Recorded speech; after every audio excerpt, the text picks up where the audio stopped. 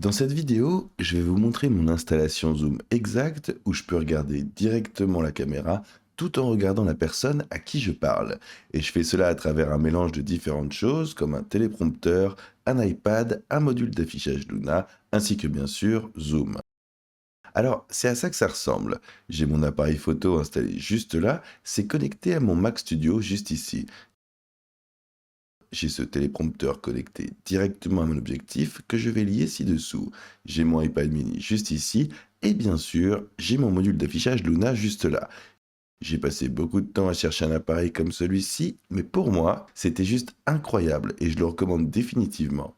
Voici le site web si vous voulez l'acheter. C'est juste ce petit appareil USB-C très cool qui se connecte à votre ordinateur. Et c'est celui-ci, juste là. Si vous cliquez pour acheter, ça vous amènera à cette page où vous pourrez sélectionner si vous voulez un module USB-C, qui sera pour la plupart d'entre vous un modèle DisplayPort, ou un modèle HDMI, et c'est seulement 120. Donc pour vous les gars, c'est super et ça vaut le coup. Le lien vers cela sera également en bas dans la description ci-dessous.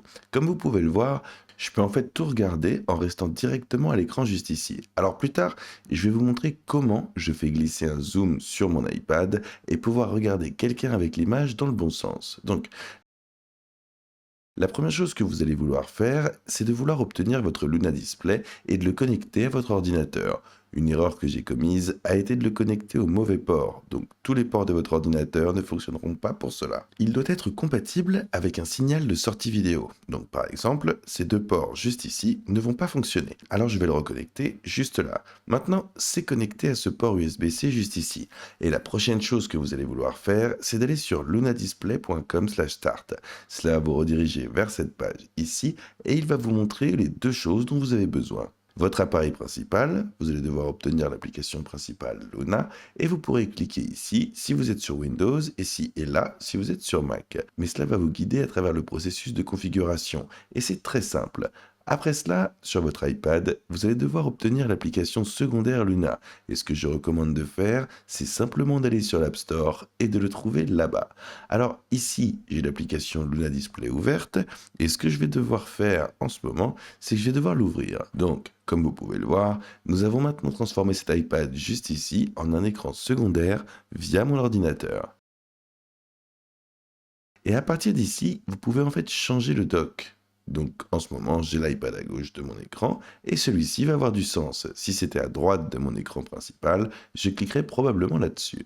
Et vous pouvez également en faire une personnalisée si vous le souhaitez, où vous pouvez glisser et déposer cela comme bon vous semble. La prochaine chose que vous allez devoir faire, c'est que vous allez maintenant monter ici à Luna Display et cliquer sur Préférences. Dans mon cas, vous allez vouloir aller de Mac à iPad, puisque j'utilise un Mac, et que vous allez vouloir vous assurer que cela est coché. Et si vous ne vérifiez pas cela, cela va en fait le faire à l'envers, parce qu'un téléprompteur le retourne. Ensuite, je veux vraiment m'assurer que c'est OK, donc après ça, je vais ouvrir Zoom. Je vais cliquer sur Démarrer, juste là, puis sur Démarrer la vidéo. Vous pourrez voir que c'est moi juste ici, et ce que je vais faire, c'est que je vais le glisser sur mon iPad. Alors, laissez-moi vous montrer à quoi ça ressemble. Je vais le glisser là, ça va s'afficher sur l'iPad dans la bonne orientation, et je vais cliquer ici pour le mettre en plein écran. Et bam! Alors maintenant, vous pouvez le voir, maintenant, comme vous pouvez le voir, vous pouvez voir l'image de moi là-bas. Bien sûr, si vous faites un zoom avec quelqu'un et que vous n'allez pas vraiment le voir, ce sera plutôt une vidéo 2. Et maintenant, je peux littéralement juste regarder la caméra comme ça. Alors, c'est un peu plus personnel, mais pour vous les gars, au lieu de regarder sur le côté ou quoi que ce soit, je peux en ce moment sentir que je leur parle tout en établissant un contact visuel avec eux. Si vous n'avez pas configuré votre système et que vous avez une caméra de haute qualité connectée à votre ordinateur, je vais vous montrer exactement comment j'ai connecté mon appareil photo sans miroir Sony à mon ordinateur. Comme vous pouvez le voir, l'arrière-plan de l'image est vraiment bon. C'est parce que j'utilise un véritable appareil photo, comme ma webcam, et pas comme l'une de ces petites webcams qui coûtent 50 ou 100.